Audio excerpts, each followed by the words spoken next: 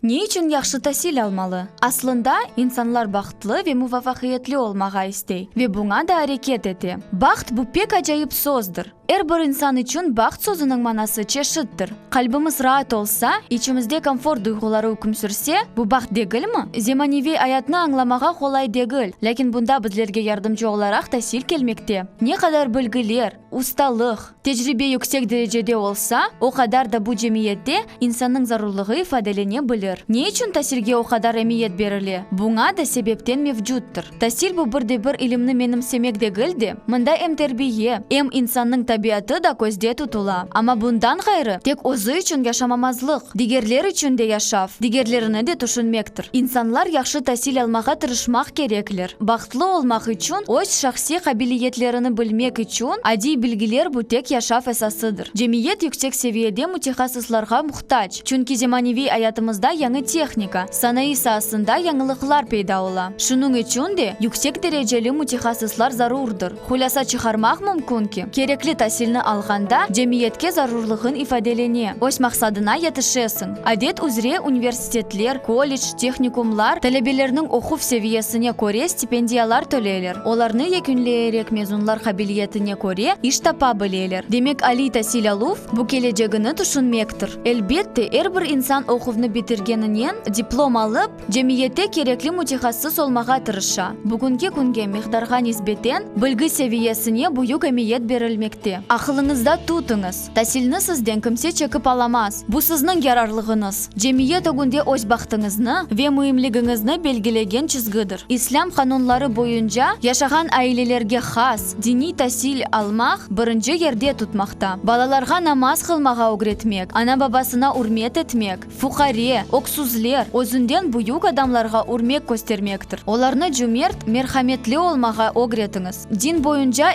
бір инсан пейғамберлерге насыл чизгілер олса, олар да ойле олмаға тырышалар. Ана бабалар баласыны сабилік чағында мерақланған шейлерге қабилиетіне эмиет беріп, истидатыны юкселтмеге тырыша. Буңа көре иш тұтмақ керектір. Оңа ярдым көстеріп, дестеклемеге лазым. Пейғамберіміз саллаллаху алейхи весселям тәсилге бұйық эмиет бергендір. Бу ақта чоқ хадислер мевжуддыр. Мына оларның базылары. Білгіге ұнтылув бір мұсылманның боржудыр. Афус ат-Табарани Байхаки ведигерлері. Инсанлар білгі оңа ұнтылу филиалына. Имам ат-Табрани. Кімсе евге білгіге кетсе, дженнетке доғрулта. Имам Муслим, Хаким, ат-Тирмизи ведигерлері. Кім білгіні қыдырып вефат етсе, Раби Таала или о дережеде bulunur ki, peygamberler ile bir derece turar. İmam ат-Табарани. Урметлі ана бабалар, балаларыңыздың инкишаф етуі ве өсуі жеряныны көз етіңіз. Оларға севиелі білгі беруге ұнтылыңыз. Ақылы ве тербиелі олмаға огретіңіз. Evladыңызға насыл тербиені бергеніңіз, оның келечегі ile bağlıdır. Глобал оларақ айтылса да, ойле де олып чықадыр.